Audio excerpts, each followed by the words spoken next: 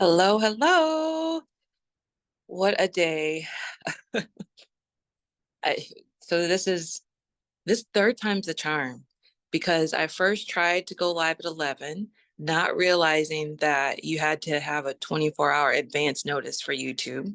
Okay, lesson learned. Then I tried to do the video on Zoom, 48 minutes. I never hit record.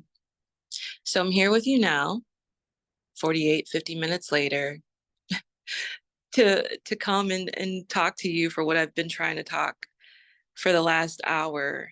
And so this message has been organic, and I may not be able to share some of the insights that I was trying to share the first time, but that's what makes this the lovely place it is, right? It's just life, it happens that way. So welcome. Hi, my name is Kamisha Siegel. I am a registered nurse, nurse manager of a outpatient clinic. I'm a mom of two. I am a recent author of a children's book, daughter, a sister, all those things. But most importantly, I wanted to take some opportunity to come on here and just really express um, some things that have been within my journey on the path that I've taken from, where I was years ago, kind of a person that was on a quest of, you know, we'll get there. I have so many things I want to share, but I don't want to lose the concept of what I really wanted to talk to y'all about. But besides the path that I have taken as a nurse leader, and mom of two beautiful girls and a wife. Yes, I have degrees, bachelor's in anatomy and physiology and master's in nursing leadership. And it's not just about it's not about the academic or career accomplishments. It's about being able to live your life in a place that brings you so much joy that it's not work. It's not mundane. It's not heavy in task. It's about doing the things you love. So I wanted to kind of set a framework because um, how I saw myself maybe 5, 6 years ago and how I see myself now is completely different.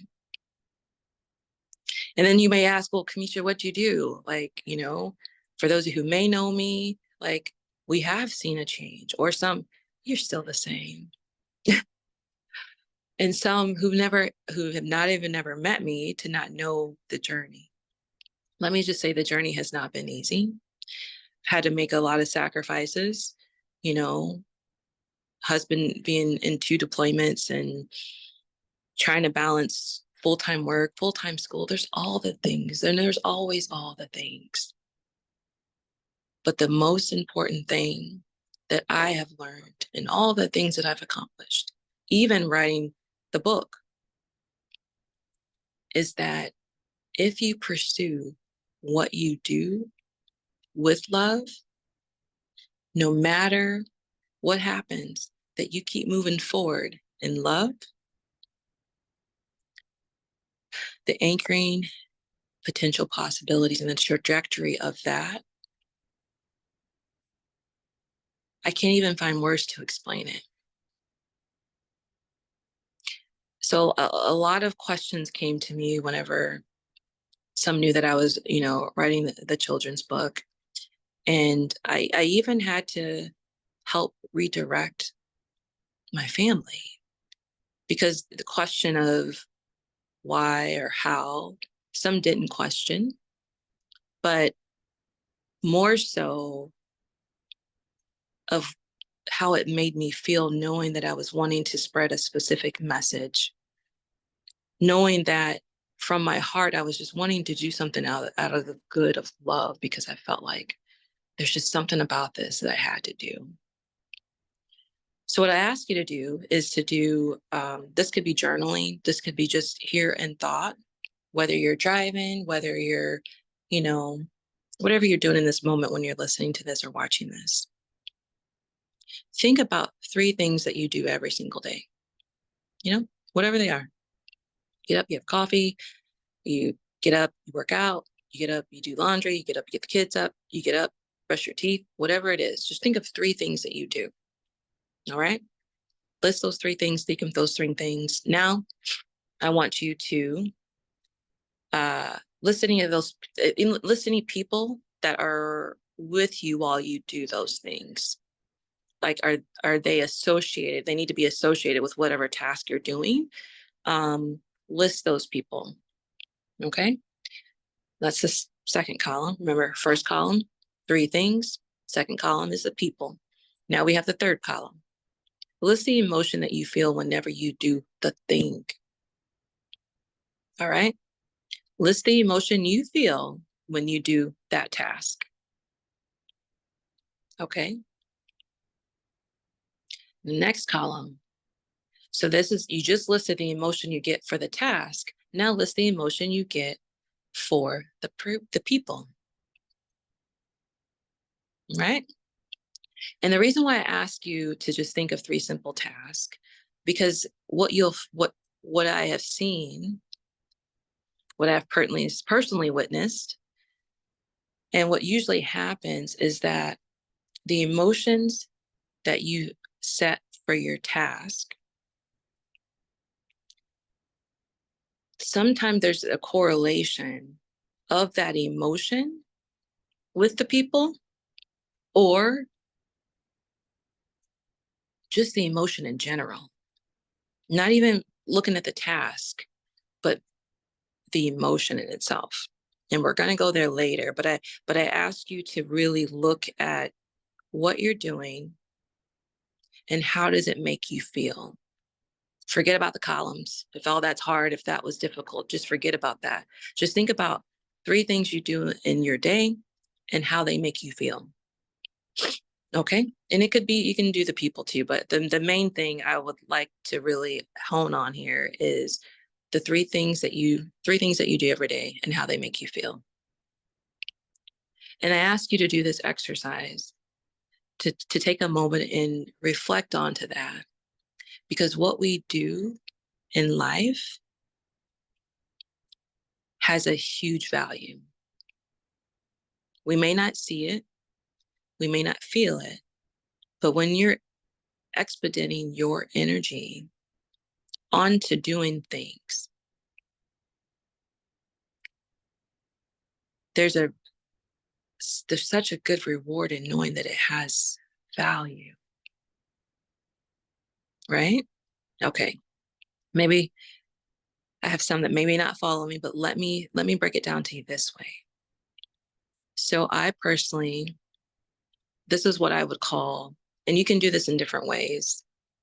I'll probably have an opportunity to offer this a little differently, but let's say that you pick that first thing that you chose and you tie the emotion of love to that. Yeah, I can only imagine what some of y'all wrote. Whether it was originally an emotion that was like fear, anxiety, because I'm sure we do things every single day that bring us some sort of uneasiness, that we don't realize it, but when we think about it and we tie an emotion to it, I'm sure it's there. Okay? Think about how you could feel if everything you listed, if not even everything, if at least one thing you listed, you were able to tie love into that. If love was the emotion, every time you wrote down that task, that it was love. The second thing, what if you written it down and it was love? The third thing, what if you written that down and it's love? So that what you're doing in your life, you've got the emotional love attachment ingrained to that. That'd be pretty awesome, right? there would be no doubt. There wouldn't be anxiety.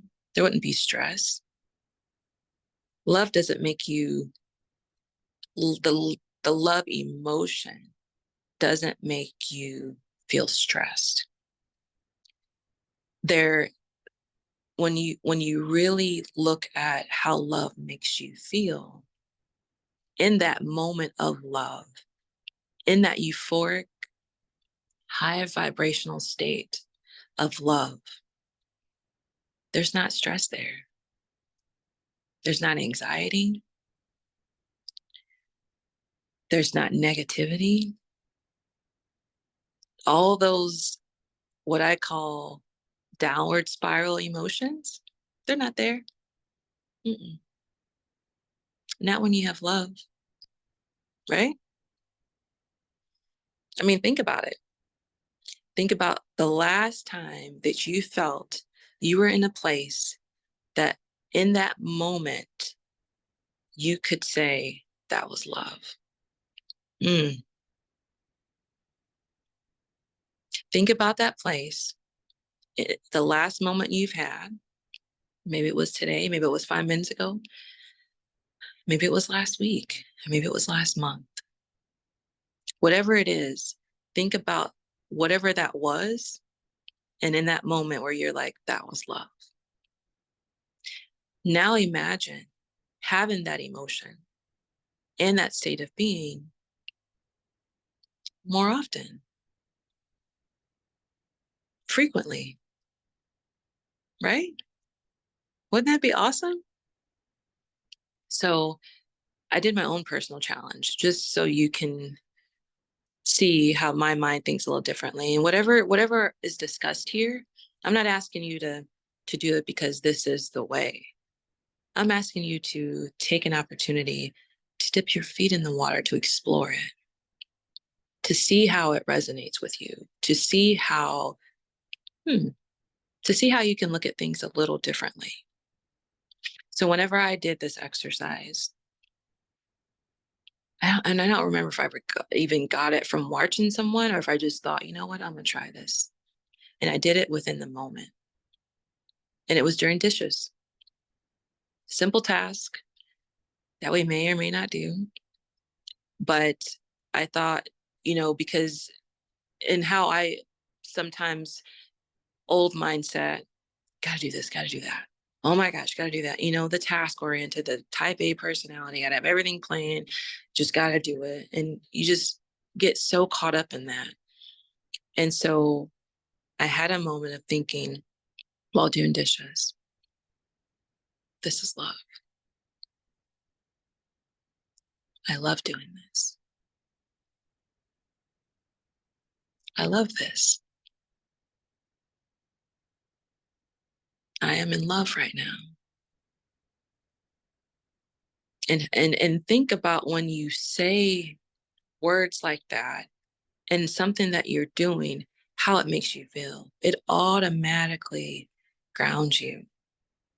It automatically has you looking at whatever it is in a different perspective. And I know you're probably thinking like, whoa, Kamisha, you are talking about love while doing dishes. Yeah, because I'm trying to get you to understand that sometimes we see that people have different, what's the word I want to say? In healthcare, they give you a treatment or a recipe or whatever the case you want to call it.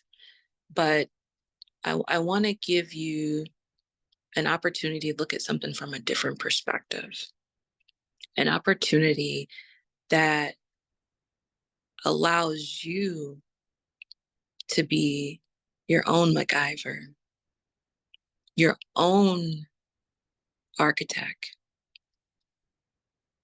your own influence, and most importantly, your own divine self, your true self. When we start looking at things that we're doing, and if they're giving us value, are they giving us value in a positive way? Right? That's what I want you to look at. Because when we take opportunities to look at what we're doing, to look at them with value, to look at them with love, it sets a whole different perspective. So, yeah, while doing dishes, I told myself this is love. I told myself that during the time of washing these dishes, I was grateful. I immediately put myself in the state of mind of thinking positively about how is this moment bringing me love? It's bringing me love because I'm thankful and grateful that I was able to prepare a meal for my family. That I'm grateful and love that I'm able to have the opportunity to have running water to clean my plate. Simple. That now I'm in a loving moment that I can prepare or have the dishes ready to prepare for the next meal. Simple concepts, simple principle, simple way of thought that doesn't take any type of training or certification because it's all in perception how we look at it. Look at it. You know, they always say that you can't get where you want to go by doing the same things that got you where you're at. Right? Can't keep doing the same things that you were doing to get you somewhere differently by doing the things you've been doing all your life. So all I'm asking is that you look at things differently, that you see what would it take to look at things with love? What would it take to embody love? And I guarantee that some of those tasks you maybe thought about a few minutes ago, or the people around you, maybe one of three things would happen. Either one, if it's not, if you cannot associate love with it, you're either going to continue doing it, which you're going to continue to feel the other emotion that you listed, most likely. Change the people that are associated with it, or eliminate the task. Hmm. I know. I know it's Kamisha, it's getting deep. I know. But there's truth. Because for us to understand what a feeling and emotion of love really means, I think it sets its own stage of value to it. The word itself, the word itself, like you don't need a meaning of that. You know what love, the meaning of love, right? We know what that feels like to be loved, to share love, to express love, to be given love. It feels so good.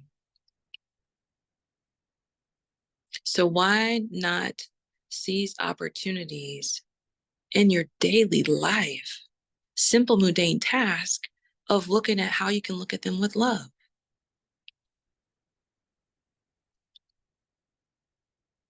Another little secret is if the task involves other people, maybe the persuasion of doing those tasks, you would get more help because they see the love you express when then doing it, that it draws them in, right? Draws them in because of vibration of love, because you love doing it, because there's value behind it. Whatever that value may be to yourself individually, as long as it's to the goodness of yourself and no harm to others, whatever it is. Love is a beautiful thing that we all have the capacity to look at how I feel that there's opportunity to bring it into our lives more.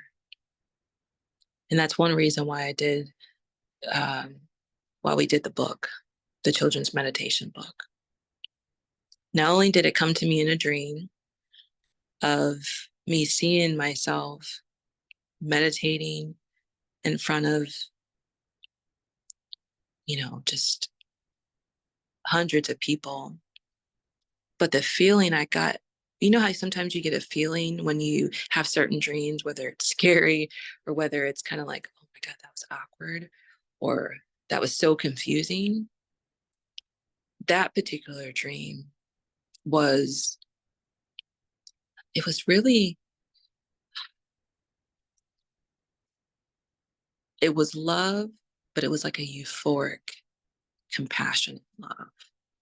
I know it's love. It's just what it is, right? And I try to add more words of context to that, but it was embodying love. And I knew that not only how meditation affected me, how it's taught me lessons of processes through healing, through not being so hard on myself, um, for not being the judgment of, you know, what I'm doing, who I'm with, or what I'm trying to accomplish, you know, none of that. A feeling of pure, compassionate excitement. Because when you feel love, you're inspired, right? You're inspired to either stay within that emotion, do that task, or how to replicate it, right? So imagine replicating value in your everyday life. Imagine the impact that you can have on doing things in your life based on love, that the opportunity to transform you in a trajectory that allows you to be in a place that allows you to express the highest version of yourself because you're embodying the highest emotion. Imagine the world if everyone embarked value of love in what they did. And I feel that in my personal experience, that when you meditate, that's what it's tapping into, an essence of love. But what happens is that we have other things there that comes to surface more predominantly, that it clogs our judgment. It clogs our clarity. We don't have clarity. And then, of course, I hear it all the time, Kamisha, I can't meditate. I can't be still. I can't close off my thoughts. Yes, you can. I was there. I used to be there. And sometimes I still get there.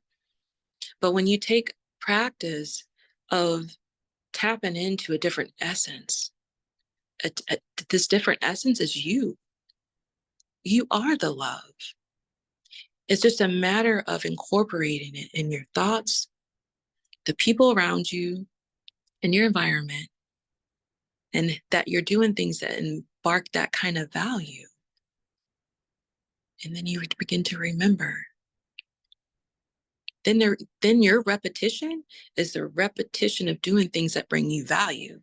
It's the repetition of doing things that invoke love. It's the repetition of being around people that bring you love. Right? That rippled effect snowballs. Like, gives me goosebumps when I think about the opportunities for that. And that was one reason for the book. I'm like, what if all of our little souls of children could tap into this love by going still and silent at some form and capacity of their lives?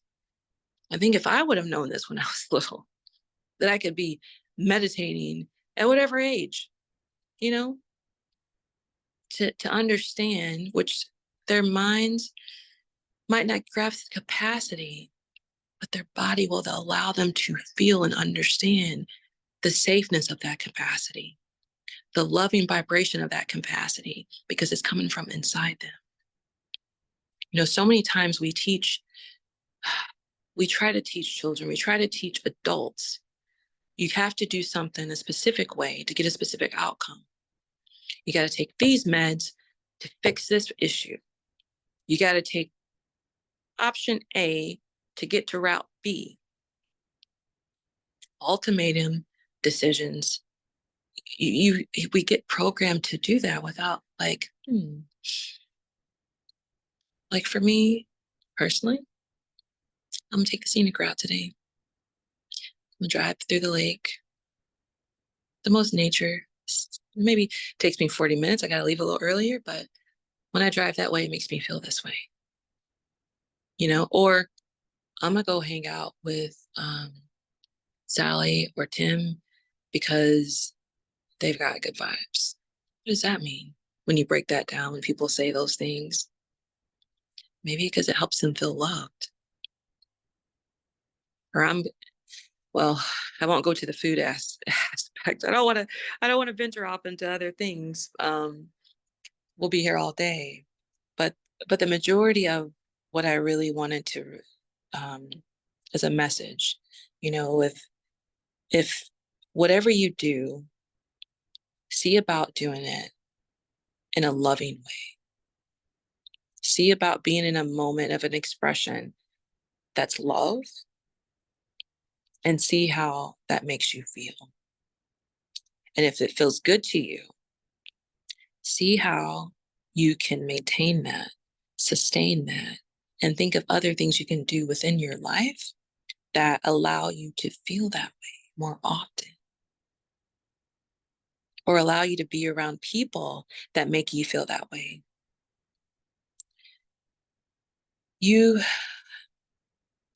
Well, okay.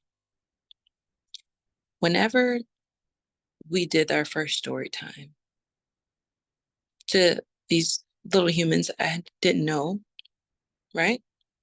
Completely strangers to me. They didn't know me, I didn't know them, but I had a loving intention going into it, right? I had a positive outlook on no expectations, but just being in the moment with these kindergarten, first graders, second graders. I don't know how their ages were, but being there in the presence of an opportunity to spread a simple message and how meditation has improved our family's life. And that's the essence of the book, really, too. It's a life example of how we use meditation and how it improved a situation that happened in our life. That's it. And taking that opportunity to express that to them when giving them questions about, or allowing them to ask questions. Allow yourself to ask questions. That's okay. But be willing to find the answer. Be willing to not just do it one time and give up, because you deserve more than one chance. When it comes to love, you deserve all the chances. So take the opportunity to know that you are loved. Take the opportunity to know that you can change your life into a loving life, that you can allow yourself to be surrounded by people with a loving foundation, a loving expectation, or no expectations but love. I think there's more to life experiencing it as, sometimes I wanted to give this analogy of looking at life on the train instead of the airplane. When you're in the airplane, you're not even bird's eye view because you don't even see any birds up there. Like, when's the last time you were in an airplane and you saw an eagle or a pelican? You're beyond usually where the birds fly.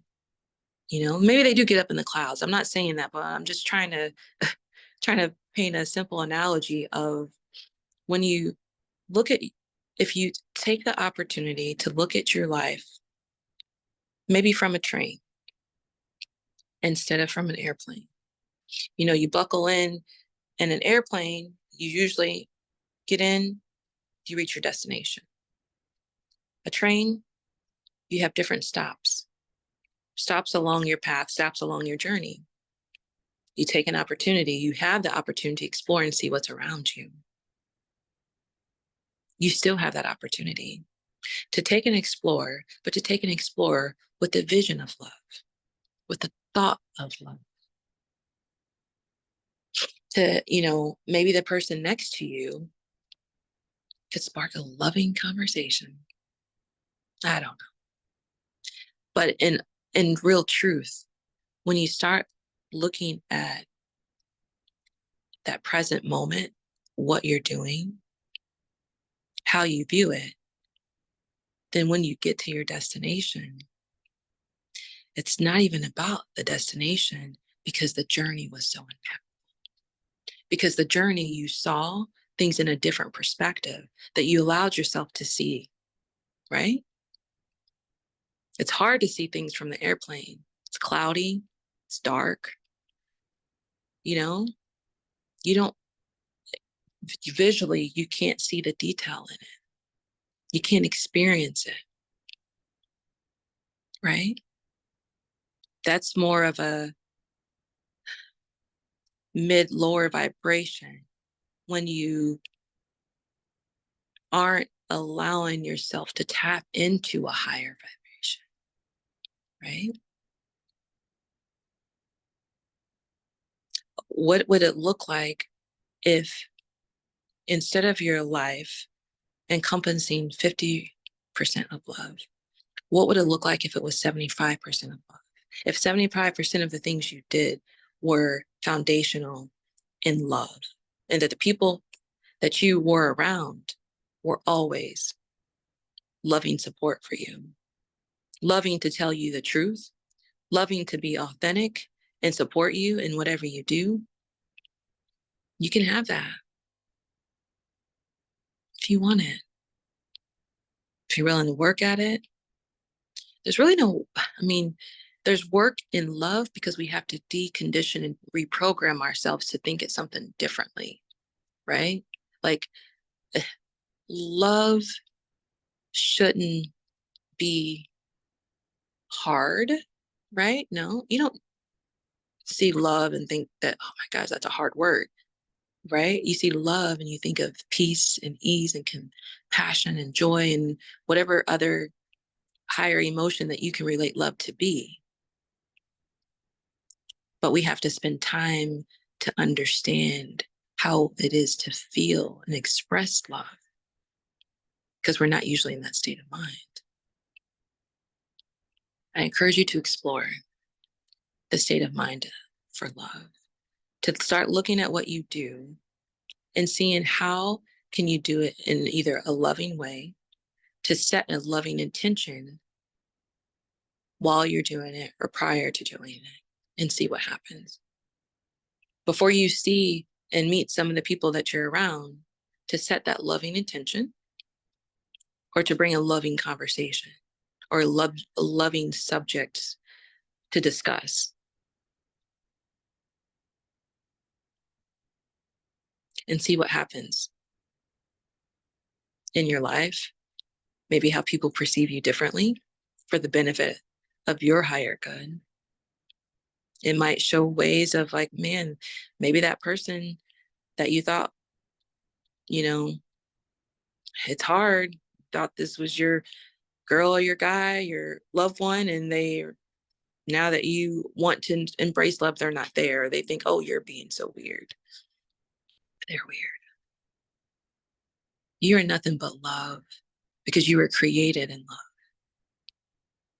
You embody love and you have full expression to be in love and to express that to other people. Do the exercise, try the journal prompt, or go back and listen to this and understand that it's not even a question of what your purpose is, but more of a question of how you choose to live. And I choose love. And I hope you do too. And I hope that at some point you can even explore the option of being still for 2 minutes and have your thought nothing but a loving thought or the word love, and then start. What you can start with is just a small practice of meditating for, you can start with 1 minute or start with 30 seconds. Every little bit counts, and every little bit you can build upon each of itself. So if it's 30 seconds that you have in a day, take 30 seconds in a moment where for those 30 seconds, you allow yourself to be still, you allow things to be quiet, and you allow your thoughts and how you feel to be a loving vibration of your highest self. I guarantee you, starting with 30 seconds, adding 30 seconds, or however it is that you want to add it, it's going to make a difference. You're going to feel a difference. And you're going to want to tap into ensuring that that difference is most likely helping you, hopefully in a positive way. But don't give up on the first try. I have high hopes that there is something that you look at within your life that you can, even if it's like acknowledging love to something or someone else, right? Nothing big. It could just be a matter of, I'm going to take 30 seconds and say I love this person, say I, write this person a love letter, text someone, whatever it is. If it's foundational based on love, start with that. Just all you have to do is start. It's that simple. And that was my message for today. I hope you all enjoyed it. And I hope to connect really soon. But let me know your thoughts for today and how that, resonated with you. And if it didn't, that's okay. I hope you the best. And I hope you have a life filled with love. Thanks. Bye-bye.